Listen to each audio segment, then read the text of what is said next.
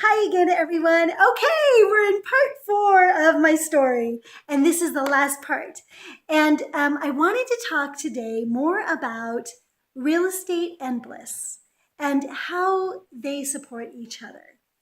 So, as I was out and about in the world talking about bliss on TV, on stages, on Facebook, everywhere, the question that I got the most from people was that how could you be blissful when you were having financial stress?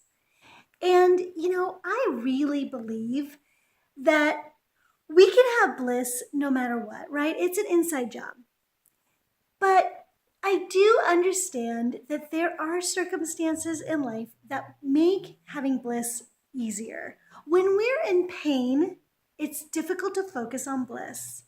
It takes a lot more effort, right? And when I'm talking about pain, physical pain, emotional pain, mental pain, financial pain, they can all be big detractors from bliss. And so the thing that's actually easiest to deal with is that money piece. And so I started talking about that because here's the thing. I realized a long time ago, kind of inadvertently, that once I took care of the financial piece for myself, a lot of the stress in my life was going to be taken away. Now, you know that my dad had this quote, right? Do you want rich people money issues or poor people money issues, right? And there is stress associated with money also. So money doesn't take care of everything. Money doesn't buy happiness. But I will say that money makes us feel safer, right? It allows us to focus on other things because I don't know if you've ever had this experience, but when you're stressed out about money, it seems to consume everything in your life. It consumes all of your decisions. It weighs you down. It makes you feel restricted and limited and caged. And so I am so grateful that I had my dad as a mentor and other mentors that helped me to build a real estate business so that I never had to worry about that piece. And because I was able to do that, now I can do that for other people, right? So it was something that was really easy for me to address. So I started to teach it. People wanted to know, how can I get rid of this fear about money? And I had an answer for them. And so that's why I started talking about real estate.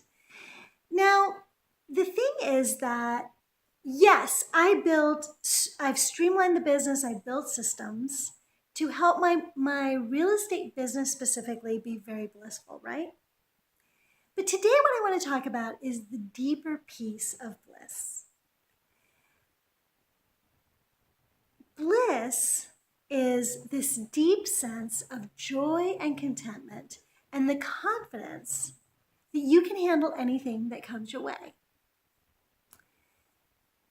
Warren Buffett has famously said, if you cannot control your emotions, you cannot control your money. So if bliss is about emotional mastery and emotional resilience, you can start to see why that's relevant with building financial freedom, or specifically investing in real estate. Because, things go wrong in life. Things go wrong in real estate. Things go wrong everywhere, right? I have not necessarily had an easy journey in my real estate business. Things happen, I've had to evict people. I've had property values go really low. I've had disasters happen. But I don't run my business from a state of fear. Let me give you an example.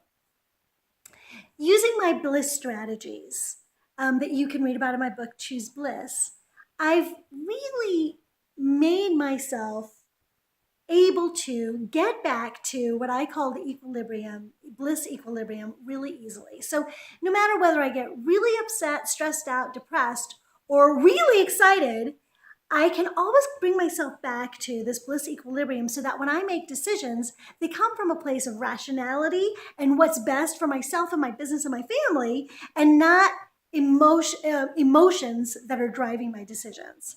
So let me give you an example. In 2008, I bought my dream home. It was $1 million. It was amazing. And it was at the top of the market. Literally within 6 months, that property dropped $300,000. $300,000 in 6 months. And I was underwater. Now, there were a lot of people that were having very similar circumstance, right? A lot of people were underwater. They were short selling their houses. They were walking away from their mortgages. There was a lot of pain that happened during that time. And my heart really goes out to people that suffered. In my circumstance, I kind of looked at what was going on. Yes, the house was underwater. Yes, we had lost a lot of value, but we still lived here. And so we had to pay rent. So why not just pay our mortgage? So we did. Because the thing is this, that you don't lose money until you sell, right? Well, then it got more interesting. My husband had to take another job and we had to move. So what did everybody else out there do? If they would take other jobs, or if they didn't have a job, they would move and they would leave, and then they would walk away from their homes and they would file bankruptcy or foreclosure or whatever, right? We decided we had to go buy another place. But instead of letting go of this one, which was underwater, we rented it.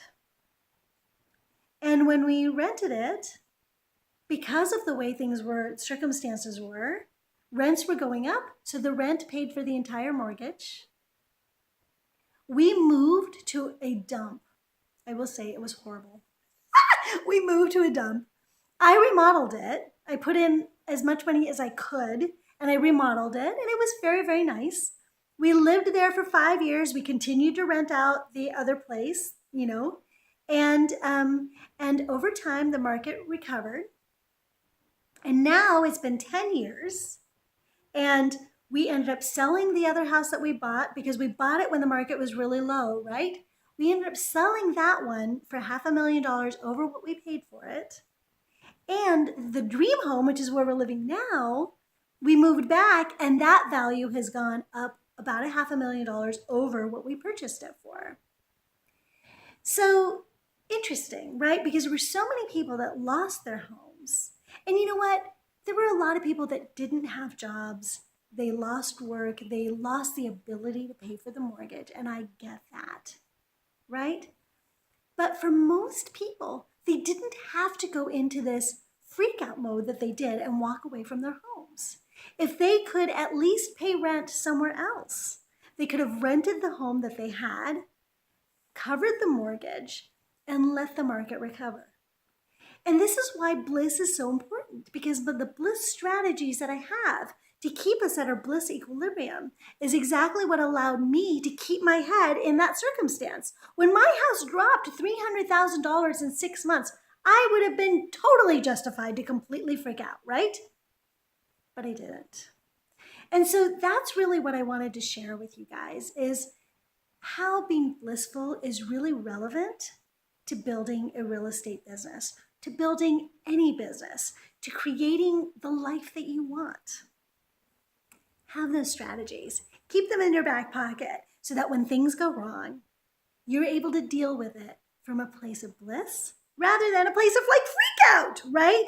Or depression or upset or anger.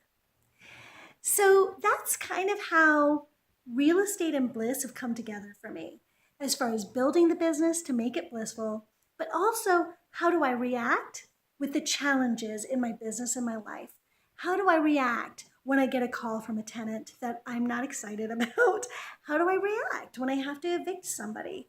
How do I react when someone doesn't pay rent and I have to figure out how to pay my mortgage, right? How is it that I'm responding to those situations? And how can you too respond in those situations? How can you create a circumstance for yourself so that you can be consistently blissful no matter what you're doing, and build a huge amount of wealth, also being very, very blissful? So that's my message. So in the last 4 weeks, we've talked about bliss, my journey to bliss, why it's so important, why it's my mission, why I'm now talking about real estate and how I'm bringing the two together and why that's important and how you can do the same things. So, if you're interested in hearing more about sort of my perspective on building wealth blissfully, you can certainly listen in to my podcast, which is Real Estate Investing for Women, and it's on iTunes, so you can listen to that. And if I last time I told you a little bit about my mentor who has helped me to build my real estate business in a blissful way. His name is Jay Connor. And if you'd like to find out more about him, just go to blissfulprivatemoney.com. That's blissfulprivatemoney.com. And he's offering a free gift to my community, which I'm so grateful for. And that is his foreclosure system home study course. So if you're interested in that, you can get that for free at blissfulprivatemoney.com. Thank you so much for tuning in and giving me your time. It's been fun sharing my story, and I look forward to seeing you guys later. Definitely ping me on Facebook, leave comments for this video. Let me know what you thought. Let me know if you have any questions, and we'll stay in touch. And in closing, remember, bliss is your birthright. Choose to live it every single day. Take care. Bye.